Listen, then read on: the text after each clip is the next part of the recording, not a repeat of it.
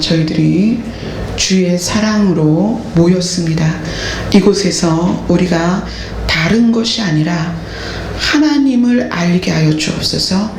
우리가 다른 것을 나누는 것이 아니라 복음을 나누게 하여 주옵소서. 우리가 다른 것을 소망하는 것이 아니라 하나님의 나라를 소망하게 하여 주시옵소서.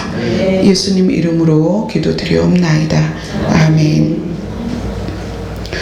오늘 본문이 창세기 11장에 나와 있는 말씀입니다. 여기는 출애굽 창세기 11장 말씀을 우리가 본문으로 보고 있는데, 창세기 1장에서 창세기 11장까지 보면 뭐가 많이 나오냐면 족보가 많이 나와요. 그죠? 우리 지금 본문 지나고도 또 족보가 나와요. 왜 성경은 족보를 이렇게 기록을 했을까요? 그리고 나서 이제 어디에 가서 또 족보가 많이 나오냐면 신약 성경에 가서 예수님의 등장을 앞두고 고맙습니다. 족보가 나옵니다. 왜 하나님은 성경에 족보를 기록하였을까요? 하나님께서 성경의 족보를 기록하신 이유는 역사적 사실성에 대한 증명입니다. 소설도 아니고 수필도 아니다. 역사다. 실제다. 내가 이것들을 주관하고 있고 이 세상을 관할하고 있고 통치하고 있다라는 것을 족보를 통해서 보여주시는 거예요. 그래서 이 족보를 대하면 우리가 이 성경에 대해서 거짓말이다라고 말을 할 수가 없어요. 왜냐하면 이 족보는 사실이기 때문에. 이스라엘 역사 안에 들어가서 이 족보는 얼마든지 확인할 수 있는 사실입니다. 그래서 하나님께서는 역사적 사실성을 우리에게 증명하신 거죠. 그리고 왜 족보를 쓰셨느냐?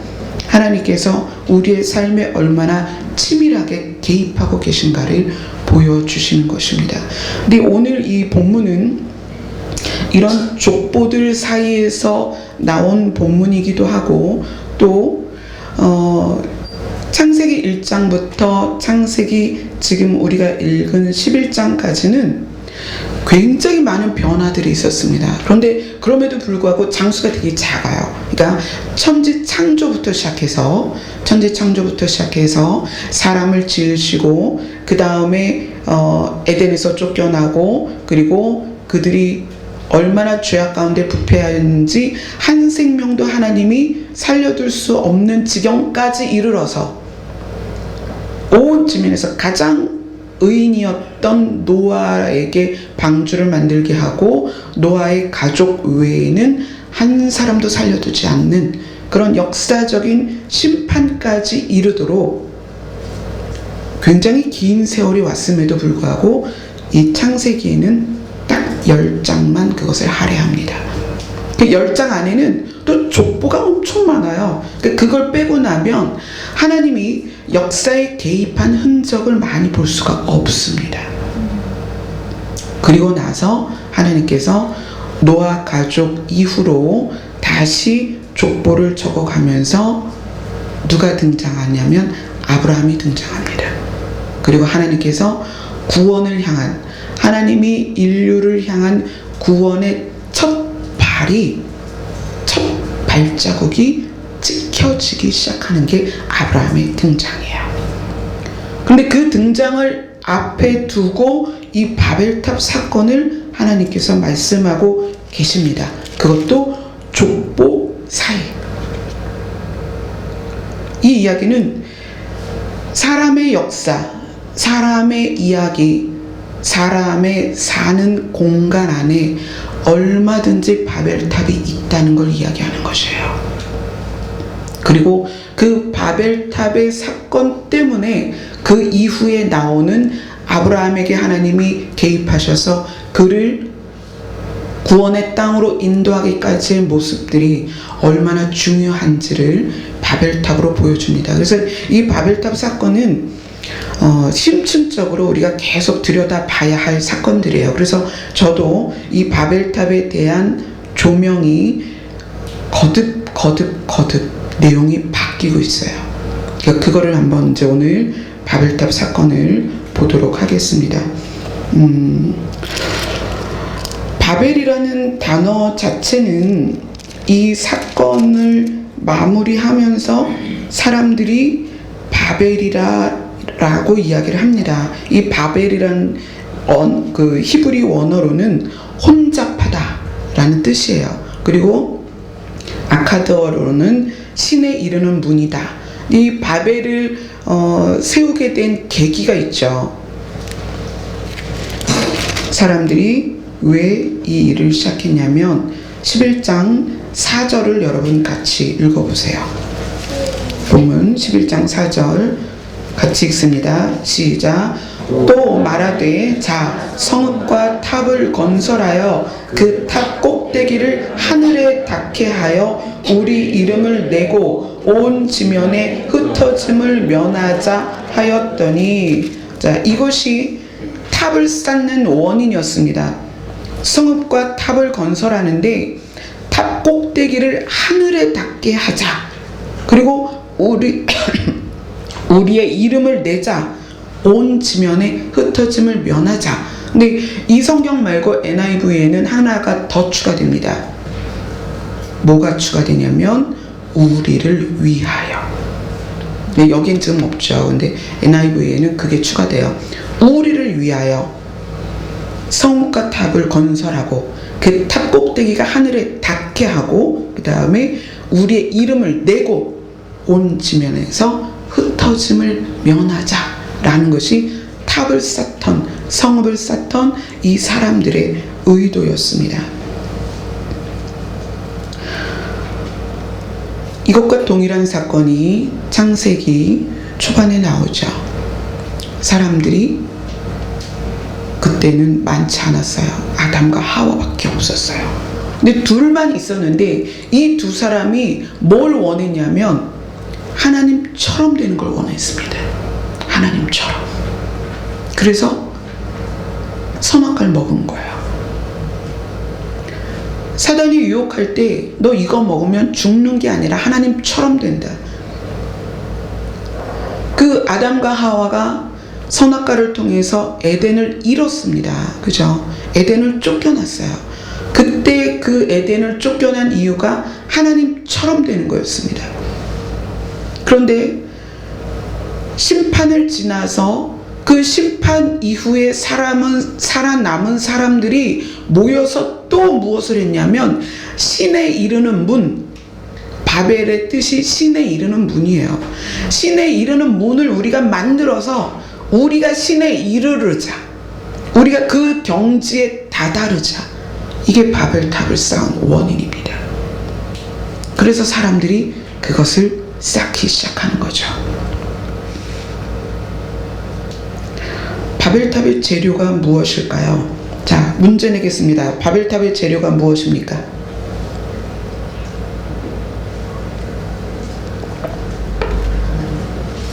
승현아, 바벨탑의 재료가 뭐예요?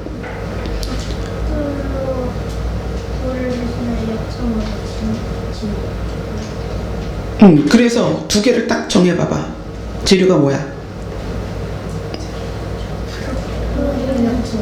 벽돌이랑 역청. 자, 제가 오늘 설교의 제목을 바벨의 교훈을 잊은 교회들이여 이렇게 이야기를 하고 있습니다. 왜 그러냐면 바벨을 쌓은 목적이 우리를 위하여예요. 여러분, 지금 교회의 목적이 뭘까요? 왜 우리는 교회 문을 열고 이 시간에 여기에 앉아 있을까요? 왜 많은 사역자들이 개척을 하고 또는 분리를 해서 교회를 세워갈까요? 목적이 뭘까요? 여러 가지 목적을 우리가 우리 입으로 말을 할 수 있지만 사실 깊은 내면으로 들어가 보면 결국은 나를 위해서 신앙생활을 해요. 그렇지 않습니까? 여러분, 신앙생활하는 것이 여러분에게 이익이 없다면 과연 몇 사람이 저 문을 열고 들어올까요? 우리가 전도하는 걸 한번 생각해 봅시다. 자, 우리 이렇게 동네에서 뭐 부침개 전도도 하고 붕어빵 전도도 하고 많이 그래요. 뭐 와플도 요즘 구워서 파는데, 아니, 파는 게 아니라 전하죠. 전도하면서 여러분 교회 다니세요. 교회 다니면 핍박받습니다. 여러분 교회 다니세요. 교회 다니면 순교할 수도 있습니다. 그렇게 전도하는 거 보셨어요? 그렇게 안 하죠. 뭐라고 해요? 교회 다니면 문제가 해결됩니다. 교회 다니면 여러분 건강 고침받습니다. 여러분 질병 낫습니다. 교회 다니면 복 받습니다. 교회 다니면 마음이 편안해집니다. 교회 다니면 하나님께서 여러분 지켜주십니다. 결국 뭐예요? 포커스가 사람들에게 맞춰져 있다는 얘기예요. 그렇지 않아요? 여러분 왜, 자 보세요. 이 시간에 대한민국 안에 얼마나 많은 사람들이 등산 가방을 메고 또는 골프 가방을 메고 또는 여행 가방을 메고 집을 떠나 있겠습니까? 근데 여러분 여기 앉아 있잖아요. 근데 왠지 또 여기 안 앉아 있으면 찝찝하지 않아요? 그죠? 여기 안 앉아 있으면 뭔가 가다가 타이어 빵꾸 날 것 같고 왠지 무슨 사고 날 것 같고. 그게 뭐예요? 또 여기 안 앉아 있는 이유가 나 때문이에요. 여기 앉아 있는 이유가 또 나 때문이에요. 뭔가 나한테 무슨 일이 일어날 것 같고 하나님한테 벌 받을 것 같고. 바벨을 쌓는 사람들의 심리가 아담과 하와로부터 우리까지 동일하게 흐르고 있다는 거예요. 나를 위해서. 나를 위해서 여기 앉아 있는 거예요. 나를 위해서 하나님을 찾고 나를 위해서 주의를 지키고 있다는 거죠. 그래서 교회가 세워지는 역사들을 보면 복음을 위하여 하나님을 위하여 개척을 했다가 서서히 사람들을 위하여 바뀌어가고 있다는 거예요. 그 바벨의 흐름이 우리 안에 너무 깊이 들어와 있다는 거예요. 그래서 지금 이제 바벨탑의 재료를 지금 보는데, 신할 평지에서 이들이 탑을 쌓기 위해서 벽돌로 탑을 쌓자 이렇게 이야기를 합니다. 그리고 벽돌을 견고히 굽자라고 이야기를 합니다. 이 사람들이 쓴 벽돌이라는 것은 어떤 의미가 있냐면 내가 의도한 대로 그 모양을 만들 수 있습니다. 벽돌을. 또 내가 의도한 재료를 그 안에 넣을 수도 있어요. 애굽에서 이스라엘 백성들이 가장 고통스러웠던 일이 뭐냐면 벽돌 굽는 일이었어요. 근데 벽돌을 굽게 하되 그들의 더 힘든 프로젝트가 뭐였냐면 너희가 재료를 구해서 벽돌을 구워라. 그러니까 이스라엘 백성을 괴롭히기 위해서 거기에 지푸라기도 더 많이 넣어라. 근데 니네가 구해와. 벽돌을 굽기 위해서는 벽돌을 구울 수 있는 진흙이 필요하잖아요. 그거 니네가 구해다가 니네가 구워. 그런데 이제까지 하루에 100장을 구웠다면 내일부터는 200장 구워. 그래서 이스라엘 백성이 너무 그 노역이 힘드니까 부르짖게 된 거고, 하나님이 그 성경에 그렇게 말하죠. 그들의 신음소리와 부르짖음을 들었다라고 이야기를 하세요. 벽돌 굽는 게 쉽지 않습니다. 그런데 벽돌의 특징은 뭐냐? 내 의도대로 구울 수 있다는 거예요.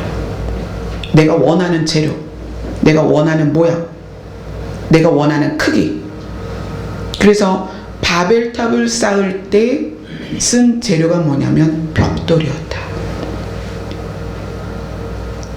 이 바벨탑을 지금 우리가 가지고 와서 교회를 한번 생각해 보세요. 복음이 복음으로서 증거되고 있는가? 여러분 정말 복음이 교회 열심히 다니면 복받고 잘 된다라고 말하고 있다면 저는 여기서 여러분의 복음을 선포할 자격이 없는 사람이에요. 여러분이 저를 정말 잘 알고 계십니다. 인터넷에서 설교를 들으시는 분들이 늘 하시는 말씀이, 저는 전도사님 잘 알아요. 전도사님 저 모르시죠? 이제 저 몰라요. 근데 그분들은 설교를 듣고 화면을 보니까 얼굴도 알고 또 제 사연을 너무나 잘 알고 계세요. 제 사연 중에 행복하고 즐겁고 기쁘고 랄랄라 즐기며 살았던 과정이 없었습니다. 지금은 어떨까요? 성도가 좀 부흥했으니까 지금은 좀 편할까요? 일례로 금요 기도회를 마치고, 제가 금요 기도회를 마치면 보통 한 1kg 정도 체중이 빠져요. 1시간 반에, 물론 그 전에 준비 과정도 있지만 1시간 반 안에 쏟아붓는 체력이 그만큼 많다는 얘기예요. 제가 그걸 몰랐는데 어느 날 이제 집에 가서 너무 지쳐서 체중을 달아보니까 딱 1kg가 빠졌더라고요. 뭐 어쩔 때는 1kg 200씩 빠질 때가 있어요. 근데 요번 금요일 같은 경우는 그렇게 하고 집에 가서 12시에 기도를 시작을 했는데 아침 6시까지 기도를 시켰었어요. 아침 6시까지. 그리고 몇 시간 있다가 교회, 그때 11시까지 모임이어서 토요일날 교회로 왔죠. 그리고 이제 어제 이렇게 시간이 지났어요. 시간이 지나고 밤에 집에를 갔습니다. 가서 아이들 만나고 이제 시간을 보내고 밤 10시에 기도를 시작했어요. 밤 10시에 기도를 시작했는데 새벽 3시에 끝났어요. 성도가 많아지면 사역이 편해지느냐? 그렇지 않습니다. 왜 그래요? 제가 기도의 몫을 더 많이 쌓게 되기 때문이에요. 기도를 안 하고 사역을 할 수 있을까요? 아니요, 절대 그럴 수 없어요. 그래서 제가 최대한 줄이는 게 뭐냐면, 외부에서 어떤 뭐 친구 약속, 뭐 친인척 간의 만남, 뭐 이런 것들은 아예 없습니다. 친구는 진짜 본 적이 없어요, 요즘은.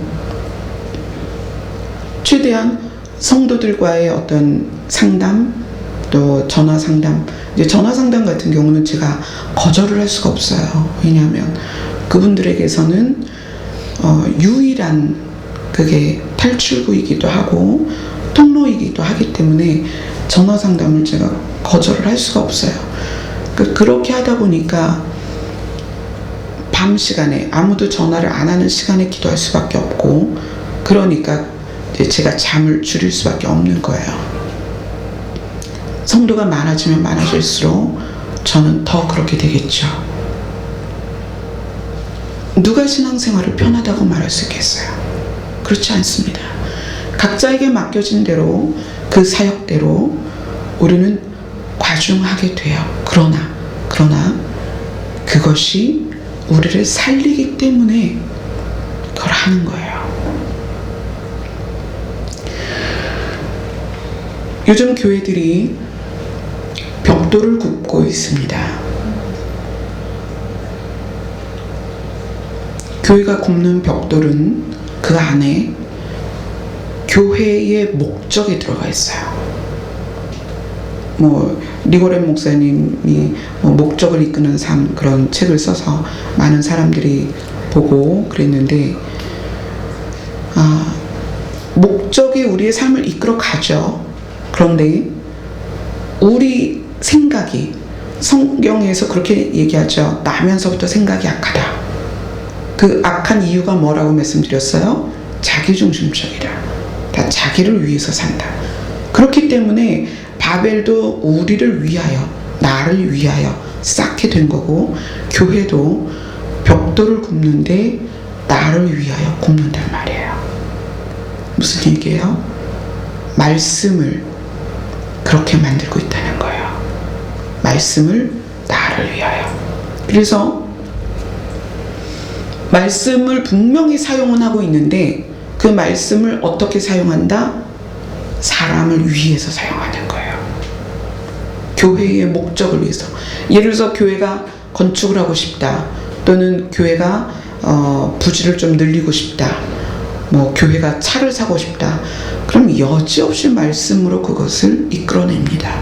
사람들의 마음을. 이것이 바벨을 쌓기 위해서 벽돌을 굽는 그런 모습이에요. 교회 안에. 그리고 거기에 짚을 넣죠. 벽돌이 잘 부서지지 말라고. 거기에 말씀 안에 세상적인 지식과 철학이 들어가고 세상의 심리학이 들어갑니다.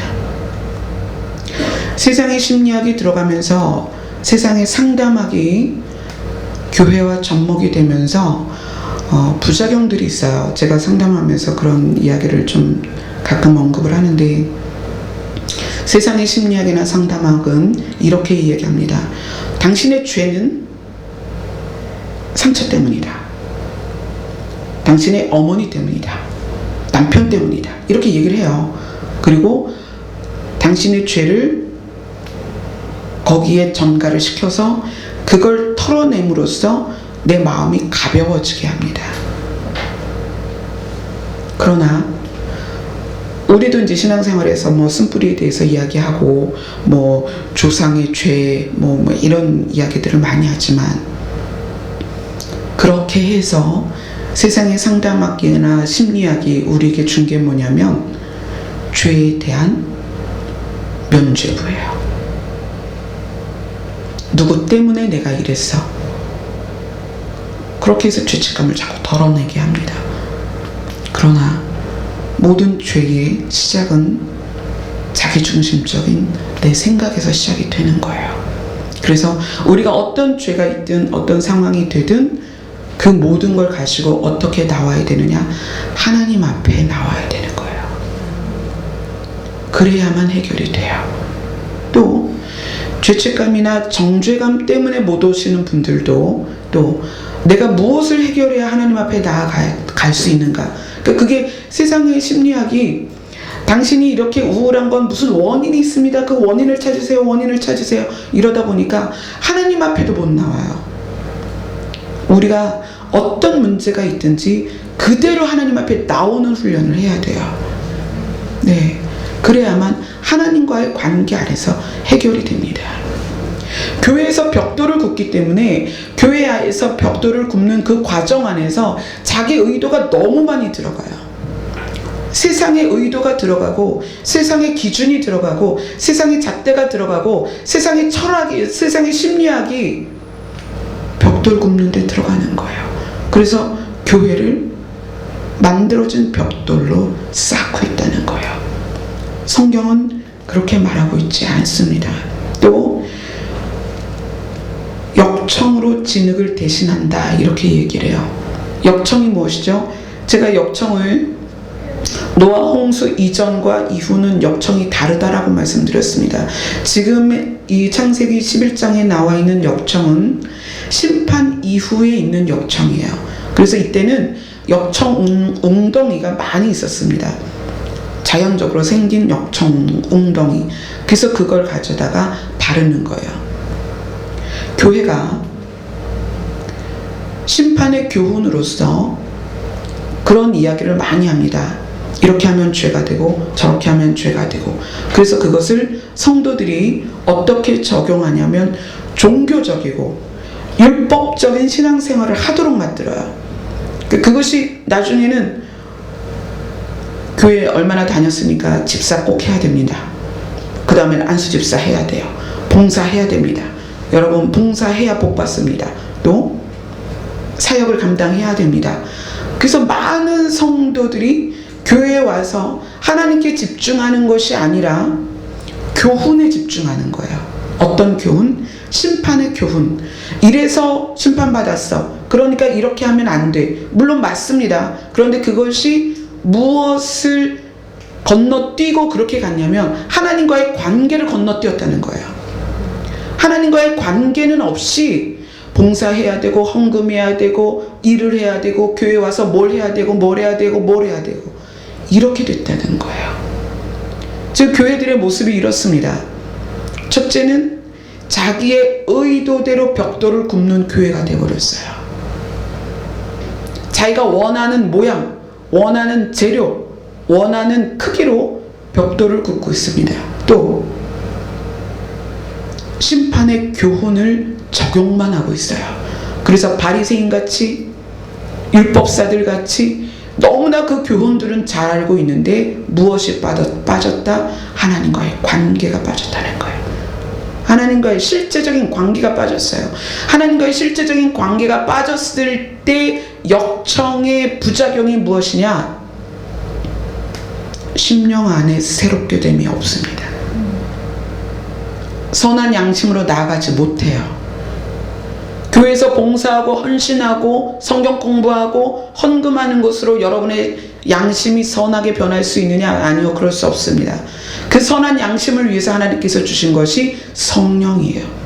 근데 그 성령이 우리에게 선한 양심으로 인도되어지도록 작용할 수 있는 게 무엇이냐? 우리와 하나님과의 관계입니다. 근데 하나님과의 관계는 없이, 또 성령께서 우리와 동행하는 것에 대한 가르침이 없이 열심히 교회들의 벽돌을 긋고 역청만 바르고 있다는 거예요.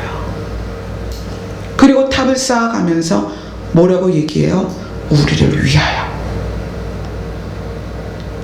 우리를 위하여. 우리를 위하여 하나님 가까이 가자라고 이야기를 한다는 거예요. 너무나 슬픈 교회의 자화상입니다.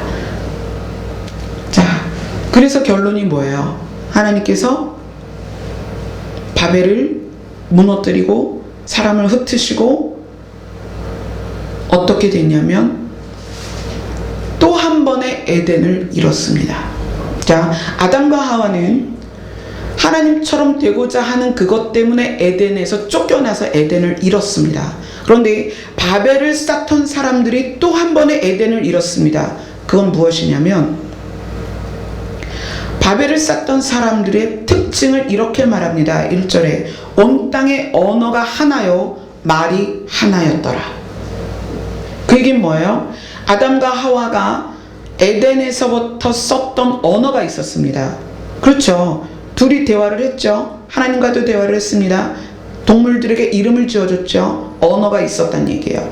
그 아담과 하와가 에덴에서 나와서 그 언어를 계속 사용했고 자손들이 그 언어를 사용했습니다. 그리고 노아의 홍수 이후에 노아의 가족에게 그 흐르던 에덴의 언어를 계속 사용했다는 거예요. 그러니까 이 바벨 사건 있는 그 11장 1절에서 그들의 특징을 뭐라 그러냐면 온 땅의 언어가 하나요 말이 하나였더라. 이것이 무엇이다? 에덴의 잔재가 아직도 남아있었다는 얘기예요. 그들에게 에덴의 특징 뭐다? 에덴에서 나누었던 언어, 그걸 그들이 여전히 가지고 있었다는 얘기예요. 이건 축복입니다. 하나님과 언어로 소통할 수 있었고 동물들과 언어로 소통할 수 있었고 모두가 소통할 수 있었던 에덴의 언어를 이때까지 가지고 있었다는 얘기예요. 그런데 그들이 자기의 의도대로 벽돌을 긋고 역청을 바르면서 하나님께서 그들의 언어를 혼잡하게 만들었습니다. 그래서 그들에게서 에덴의 언어를 가져가셨어요. 그래서 어떤 일이 생겼어요? 서로 무슨 말을 하는지 못 알아들었다는 얘기예요. 너무 슬픈 일이죠. 이 바벨 사건이 없었다면 그 이후로 모든 민족이 에덴의 언어로 살고 있었을 거예요. 그런데 이 바벨 사건이 에덴의 언어를 잃는 아주 중요한 사건입니다. 그래서 그 특징이 뭐죠? 자, 7절에 보니까 우리가 내려가서 거기서 그들의 언어를 혼잡하게 하여 그들이 서로 알아듣지 못하게 하자. 그래서 이들이 분열이 됐습니다. 나라와 민족으로 분열이 됐습니다. 말을 알아듣는 사람들끼리 흩어졌다는 얘기예요. 같이 살 수가 없는 거야. 대화가 안 되니까. 그 흐름이 우리 안에 지금 그대로 내려오고 있어요. 여기 몇 명 안 되잖아요. 저희 교회 사실 몇 명 안 되는데 이 몇 명 안 되는 이 인원들도 서로 이렇게 얘기할 거예요. 그 집사님 대화가 안 돼. 그런 얘기 해요, 안 해요? 도대체 우리 신랑 말이 안 통해. 그런 얘기 해요, 안 해요? 우리 애가 내 말을 못 알아들어. 그런 얘기 해요, 안 해요? 내가 도대체 우리 엄마랑 말을 할 수가 없어. 사람의 대화의 단절은 바벨에서부터입니다. 에덴의 언어를 잃고 나서 사람들은 단절되기 시작했어요. 말을 소통할 수 없는 단계에 왔다는 거예요. 그 분열의 원인이 뭐다?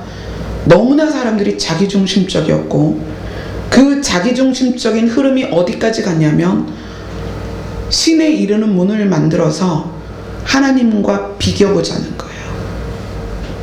아담과 하와가 했던 똑같은 모습이 바벨에 흐르고 있습니다. 그리고 나서 사람들은 소통할 수 없게 됐어요. 한 몸이라고 하는 부부까지도 소통이 안 되는 거예요. 여기 계신 부부들은 안 그렇죠? 그죠? 안 그럴 줄 믿습니다. 소통이 돼야 돼요. 왜 그러냐면 성경이 부부는 한 몸이다 그랬습니다. 만약에 부부가 서로 소통이 안 되면 반신불수예요. 반신불수입니다. 부부가 소통이 안 되면 장애인이에요. 힘듭니다. 생활하는 거. 답답하고 고통스럽습니다. 그래서 여러분 반드시 부부는 소통이 돼야 됩니다. 자, 그러면 어떤 재료로 교회가 바뀌어야 되는가? 지금 바벨의 교훈을 잊어버리고 바벨의 재료로 교회가 지금 탑을 쌓고 있는데 어떤 재료였다? 벽돌과 역청이었다. 그러면 원래 재료로 돌아가야 될 거 아니에요. 그죠? 제대로 된 재료 무엇일까요? 3절에 이렇게 말합니다. 자, 서로 말하되 벽돌을 만들어 견고히 굽자 하고 이에 벽돌로 돌을 대신하여. 자, 그럼 이제 원 재료는 뭐였어요? 돌이었다는 얘기예요. 돌. 자, 그 다음에 역청으로 진흙을 대신하고. 그럼 원 재료가 뭐예요? 진흙입니다. 왜 돌과 진흙인가? 거기에도 굉장히 깊은 뜻이 있습니다. 돌에 대해서는 하나님께서 아브라함을 통해서 역사에 개입하시면서 간섭하시면서 인류를 구원하시기 위한 계획을 하시면서 신명기에서 하나님께서 많은 말씀들을 주십니다. 그리고 하나님께서 주신 말씀이 신명기 27장 6절에 이렇게 말합니다. 신명기 27장 6절을 한번 볼까요?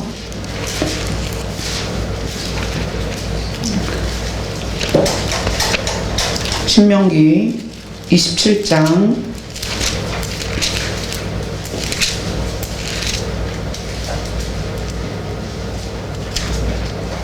6절입니다.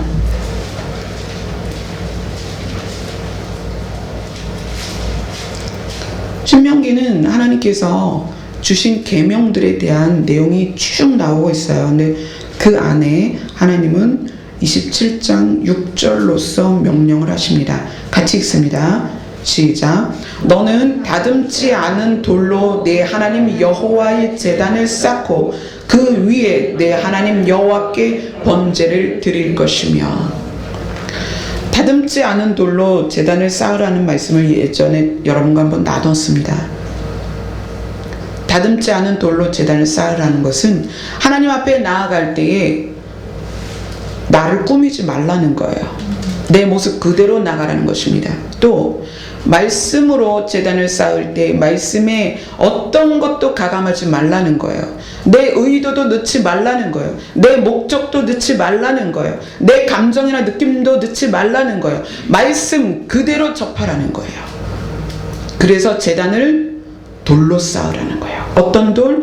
5절에 보면 이렇게 말합니다. 또 거기서 네 하나님 여호와를 위하여 제단 곧 돌단을 쌓되 그것에 쇠 연장을 대지 말지니.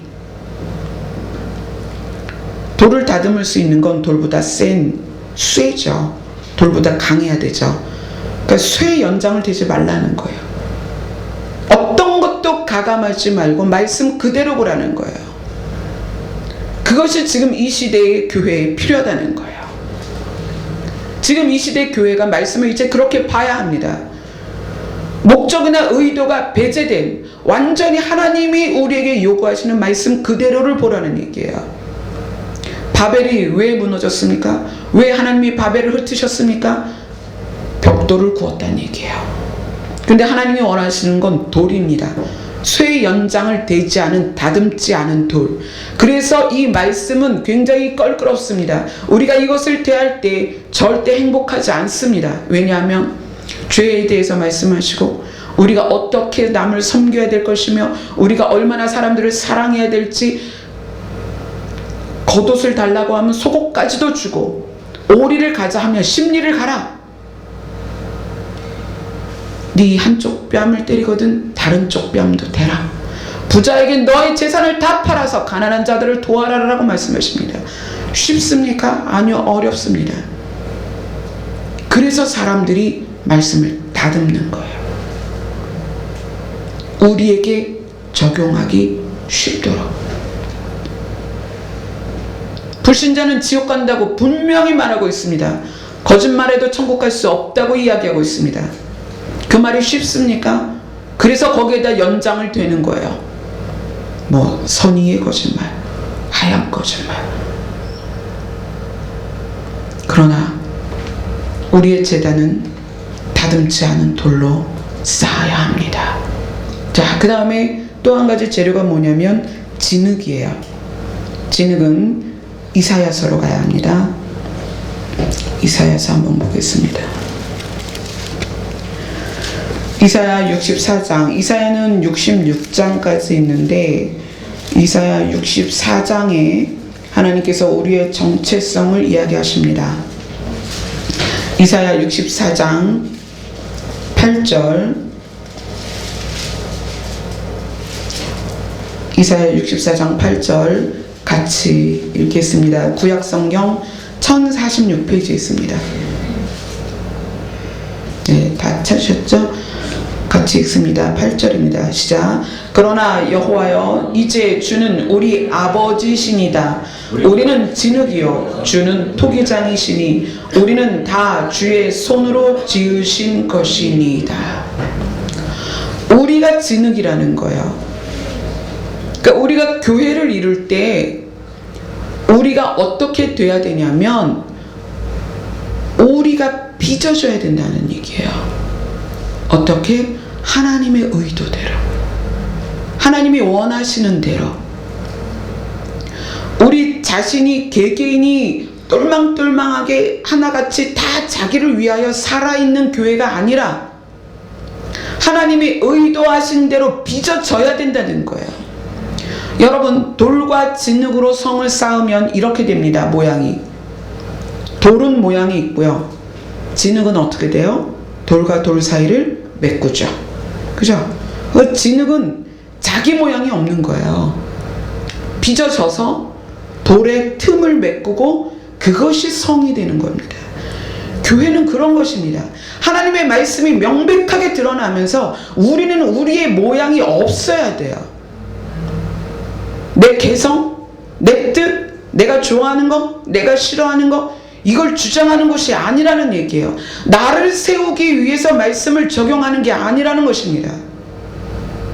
여러분은 철저하게 부서지고 하나님 안에 손으로, 하나님의 손으로 만져져서 하나님의 의도대로 빚어져야 돼요. 그럼 내가 신앙생활을 잘하고 있는가? 어떻게 봐야 합니까? 내가 말씀대로 빚어져 가고 있는가를 봐야 되는 거예요. 내가 교회를 5년 다녔으면 5년 전하고 지금하고 달라야 됩니다. 나이가 들어서 외모가 바뀌는 것은 어쩔 수 없지만 그런 거 말고 어디가 달라져야 돼요?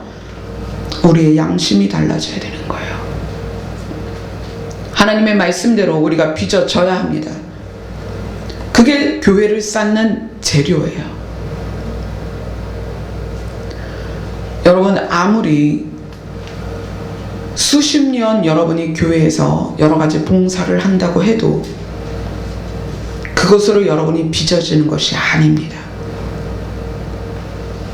성경은 하나님이 우리를 빚으신다라고 이야기를 하는 거예요.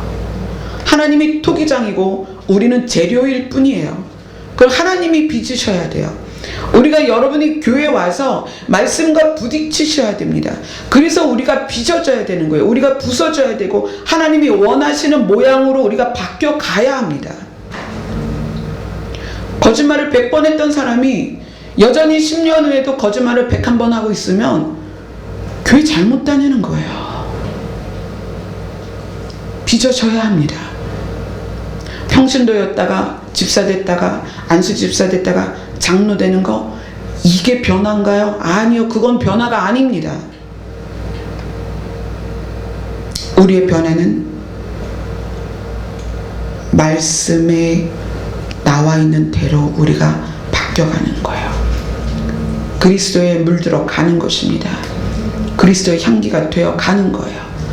그래서 내 안에 그리스도의 계절이 완전히 임해서, 우리가 계절을 보면 여름이다 겨울이다를 아는 것처럼 내 안에 그리스도의 계절이 완전히 임해야 되는 거예요. 그렇게 하는 것이 교회입니다. 교회를 다니면서 그것이 이루어지지 않고 있다면 교회가 문제이거나 내가 문제입니다. 내가 완악하거나 교회의 방향이 잘못된 거예요. 여러분이 지금 각자가 하나님을 모시는 성전입니다.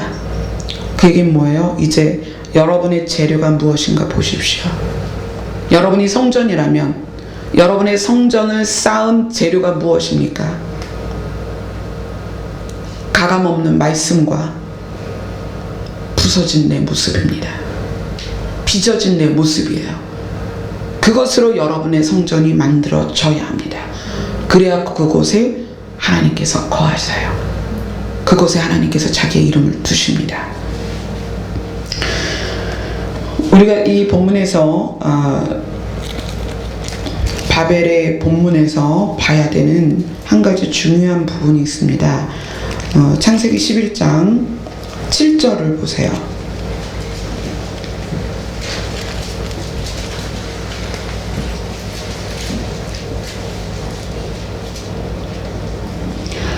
어, 7절 초반부에 이렇게 나옵니다. 자, 우리가 내려가서 그들의 언어를 혼잡하게 하여 그들이 서로 알아듣지 못하게 하자 하시고, 여기서의 우리가는 누구일까요? 우리가. 여기에서 우리는 태초에 천지를 지으실 때 계셨던 우리입니다. 그래서 사람을 만들 때 그렇게 말씀하시죠. 우리가 우리의 형상대로, 이렇게 이야기합니다. 그때 우리입니다. 태초에 천지를 창조하셨던 우리, 그게 누구예요? 하나님과 하나님의 영이신 성령과 예수님이시죠. 그 세 분이 우리라고 표현하셨었어요. 그 사람을 만드실 때. 그리고 이 바벨을 흩으실 때 또 한 번 우리라는 단어를 쓰셨습니다. 왜 그랬냐면 최악의 홍수와 가장 끔찍한 심판을 지난 후입니다. 그래서 하나님께서, 예수님께서, 성령께서 이들을, 이게 지금 딱 에덴을 쫓겨나는 상황 그대로잖아요. 하나님과 비교보자, 우리를 위해서. 하나님과 맞서보자, 이러한 때이기 때문에 하나님께서 약속을 하셨잖아요. 무지개로서 우리가 다시는, 내가 다시는 너희를 다 죽게 하는 심판을 하지 않겠다. 근데 이 상황이, 이 바벨의 상황이 에덴과 똑같은 상황인데 그 세 분이 회의를 하신 거예요. 자, 우리가 또 심판할 수는 없고, 그래, 우리가 내려가서 심판을 면하게 하자. 그리고 그들을 흩으셨습니다. 그때 여기에 내려오신 분들이 하나님과 예수님과 성령님 세 분이세요. 그리고 이 세 분이 다시 우리의 구원을 위해서 언제 등장하시냐면, 언제 등장하세요? 예수님이 이 땅에 오셔서 요한에게 세례를 받으실 때, 그때 세 분이 또 등장하시죠. 이때는 구원을 위한 우리입니다. 구원을 위한 우리. 어떻게? 예수님이 세례를 받으시고 나오셨더니 성령께서 비둘기 같은 모습으로 예수님께 오셨고, 하나님께서 말씀하셨어요. 보라, 이는 내 사랑하는 아들이다. 이때 우리가 또 등장하십니다. 아주 중요한 순간에 하나님께서 우리로서 등장을 하세요. 근데 이 바벨 사건에 우리가 등장한다는 것은 그만큼 이 바벨 사건이 굉장히 중요한 사건이다. 자, 에덴에서 에덴을 사람들이 잃었습니다. 하나님과 비기면서 에덴을 잃었습니다. 바벨을 통해서 에덴의 언어를 잃었습니다. 에덴과 연결됐던 유일한 끈인 에덴의 언어를 잃었습니다. 그러면 지금 바벨의 교훈을 쫓아가는 교회는 무엇을 잃을까요? 교회들이 바벨의 교훈을 잊었다면 우리는 무엇을 잃을까요? 그것이 성경이 분명히 교훈을 하고 있지 않겠습니까? 그렇죠? 바벨의 교훈을 쫓아간다면 너희도 무엇인가 잃을 것이다. 에덴을 잃은 것처럼, 에덴의 언어를 잃은 것처럼 무엇을 잃을 것인가? 계시록 22장으로 갑니다. 요한계시록.